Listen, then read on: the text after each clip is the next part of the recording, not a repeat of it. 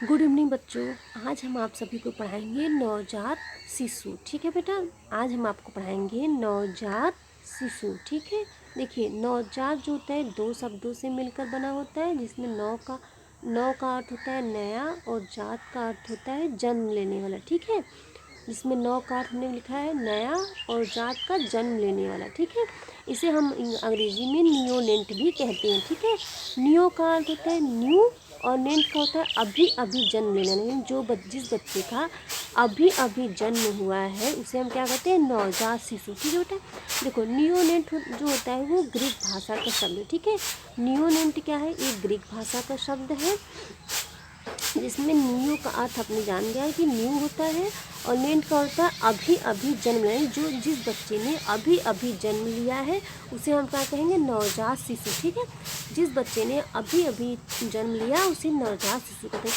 यानी माँ के गर्भ में जो बच्चा 9 महीने तक रहता है, 9 महीने के बाद जब बच्चे का जन्म होता है तो उसे हम क्या करते हैं, नवजात शिशु। ठीक है बेटा, इसे हम क्या कहते हैं, नवजात शिशु। ठीक है, बच्चे क्या होते हैं, जो नवजात बच्चे होते हैं क्या होता है, वो अपने आप से तो समायोजन कर नहीं पाएंगे। ठीक है, इसलिए उनको हम क्या करते हैं, इसे हम समायोजन की अवस्था भी कहते हैं। जो नवजात शिशु होते हैं उन्हें हम समायोजन की अवस्था भी कहते हैं। हमने नवजात शिशु के बारे में जान लिया। अब हम आगे पढ़ेंगे नवजात शिशु की विशेषताएं। ठीक है बेटा, हम आगे आपको पढ़ाएंगे नवजात शिशु की विशेषताएं। ठीक है, देखिए नवजात शिशु की अगर विशेषताएं की बात करें तो नवजात शिशु की विशेषताओं में सबसे प्रमुख अभी क्या होगा, शारीरिक विशेषताएं। क्योंकि शारीरिक विशेषता इसलिए अभी प्रमुख कहलाएंगी क्योंकि बच्चे की अभी हम मानसिक विशेषताओं के बारे में नहीं जान सकते, ना ही बच्चे की सामाजिक विशेषताओं के बारे में जान सकते हैं। ठीक है, इसलिए हम इस समय क्या पढ़ते हैं, बच्चे की शारीरिक विशेषताओं के बारे में। ठीक है बेटा, हम आगे आपको पढ़ा रहे हैं बच्चे की शारीरिक विशेषता। ठीक है, देखिए आप सभी लोगों ने अपने अपने घर में अगर बच्चे ने कभी जन्म लिया हो या किसी का देखा हो तो क्या होता है, नवजात शिशु क्या होता है, बहुत ही छोटा सा कोमल सा होता है। ठीक है, तो उसकी हम पहली विशेषता पढ़ेंगे भार एवं लंबाई। ठीक है बेटा, पहली विशेषता हम पढ़ेंगे भार एवं लंबाई। ठीक है, देखो हम क्या करते हैं, इसे पाउंड में भी मेजर करते हैं। तो भार कितना होता है, 6 से 8 पाउंड होता है। ठीक है, बच्चे का जो भार होता है 6 से 8 पाउंड। ठीक है, अगर हम इसे केजी में ट्रांसफ़र करें तो ठीक है, इसकी 1 पाउंड बराबर होता है 500 ग्राम। ठीक है, 1 पाउंड बराबर होता है 500 ग्राम। तो ठीक है, तो क्या हो गया, इस बच्चा क्या होता है, 3 से 4 केजी का होता है। ठीक है, जब बच्चा जो नवजात शिशु जन्म लेता है वो कितने केजी का होता है, 3 से 4 केजी के। इसलिए हम मानते हैं कि बच्चा अगर 3.5 केजी का भी पैदा हुआ है तो उसे हम क्या कहते हैं, ये बच्चा क्या है, स्वस्थ है। ठीक है, अब बच्चे की लंबाई की बात करते हैं। ठीक है, इसकी लंबाई क्या होती है, 8 से 20 इंच में। अगर हम इंच में इसकी लंबाई को नापते हैं तो कितना होता है, 8 से 20 इंच।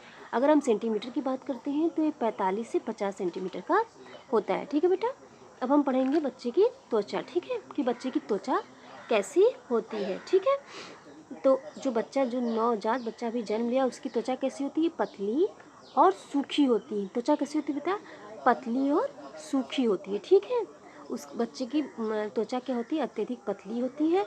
क्योंकि पतली इसलिए होती है बेटा क्योंकि उसकी जो त्वचा है उसके नीचे अभी वसा का जमाव नहीं हुआ है। ठीक है बेटा, इसलिए उसकी त्वचा क्या है, अभी उसकी त्वचा पतली है। ठीक है, लेकिन त्वचा के ऊपर, ठीक है, त्वचा के नीचे भी वसा का जमाव नहीं हुआ है, इसलिए त्वचा क्या है, एकदम पतली है। लेकिन त्वचा के ऊपर क्या होता है, वसी पदार्थ की परत जमी होती है। ठीक है, जब नवजात शिशु जन्म लेता है तो उसकी त्वचा को हम देखिए तो उसकी त्वचा के ऊपर क्या होता है बेटा, वसी पदार्थ की परत जमी होती है। ठीक है, उसके बाद हम इसका पढ़ेंगे शारीरिक अनुपात। ठीक है, तो शिशु के हम शारीरिक अनुपात को कैसे नापते हैं बेटा, तो शिशु की अगर शारीरिक अनुपात की हम बात करें तो बच्चे के सिर और शरीर के भार को हम नापते हैं। ठीक है, तो उसका सिर 1/4 अनुपात में नापते हैं। ठीक है, जो उसका शरीर होगा 1/4, उसका शरीर 1 होगा और वह जो शरीर का भार होगा वो 4 होगा, नहीं 1/4 अनुपात में हम इसको नापते हैं। अगर यही वयस्क की बात करें, अगर यही हम वयस्क की बात करें तो वयस्क का जो सर होगा,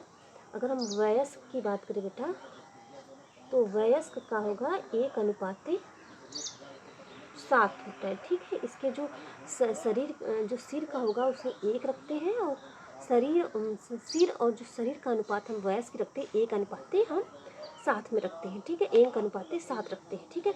अब इसके खोपड़ी और चेहरे की बात करें, मतलब हम किसकी को बात कर रहे हैं, अब शरीर के जो अनुपात की बात करें उसकी खोपड़ी और शरीर चेहरे की बात करें तो खोपड़ी क्या होती है, उसकी 8 होती है, 8:1 होती है, ठीक है। उसकी खोपड़ी और चेहरे का जो अनुपात होगा 8:1 होगा, ठीक है। अब हम पढ़ेंगे अस्थियाँ, ठीक है। तो बताइए क्या बच्चे की अस्थियाँ, बच्चे की जो अस्थियाँ हड्डियाँ जो होती हैं उसमें अस्थियाँ होती हैं, बताइए, नहीं, बताइए होती हैं कि नहीं।